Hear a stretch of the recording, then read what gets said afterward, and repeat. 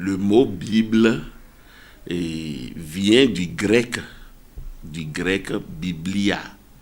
Littéralement, biblia veut dire les livres.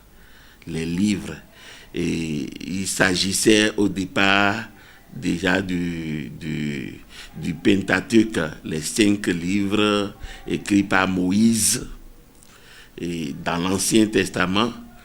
Et après, maintenant, s'est ajouté les prophètes et après le Nouveau Testament. Donc, l'ensemble de tous ces livres est appelé la Bible. Sous l'onction du Saint-Esprit, des hommes et des femmes ont rédigé la Bible de la part de Dieu. Dieu est le premier auteur de la Bible. Il est celui qui a inspiré les paroles. Il est celui qui a soufflé ces paroles dans la pensée des hommes sous l'inspiration de son esprit. Et ceux-ci l'ont transmis par écrit. Ça contient 66 livres. 66 livres au total. 39 au niveau de l'Ancien Testament et 27 au niveau du Nouveau Testament. Ceux-là qui ont rédigé la Bible sont des gens de la société, de différentes classes et en différents temps.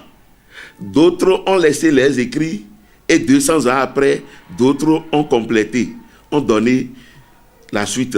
Et 300 ans après, d'autres ont écrit. Mais quand vous suivez leurs écrits, il y a un ordre bien suivi, une cohérence. Et tout est dans l'harmonie.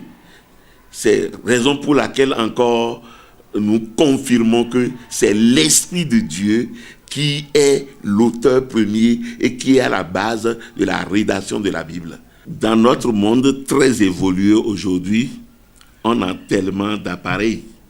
Mais les fabricants de ces appareils ont toujours des papiers qu'ils déposent là-dessus pour pouvoir guider l'utilisateur à bien utiliser son appareil. De la même façon, le Dieu qui est l'auteur de la création et qui est à la base de toute créature a donné la Bible comme un guide pour que l'homme puisse être dirigé par sa pensée sur cette terre. Pendant le bout du temps de son pèlerinage sur la terre, l'homme puisse avoir un guide sûr, qui ne trompe pas, qui révèle à l'homme comment il doit se comporter vis-à-vis de son prochain, vis-à-vis de son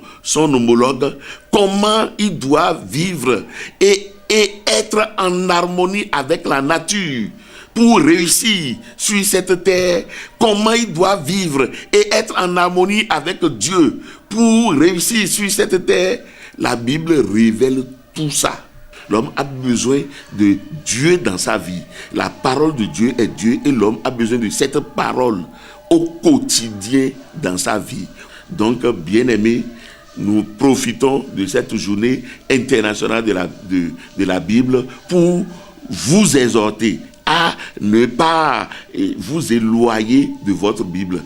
La parole doit être dans le cœur. Elle doit être méditée tous les jours. Tu la lis, tu la médites, tu la murmures. Et là, elle te sera vraiment profitable. Elle va créer des choses dans ta vie, des choses extraordinaires.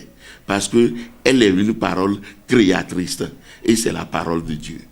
Que le Seigneur nous y aide et qu'il nous soutienne.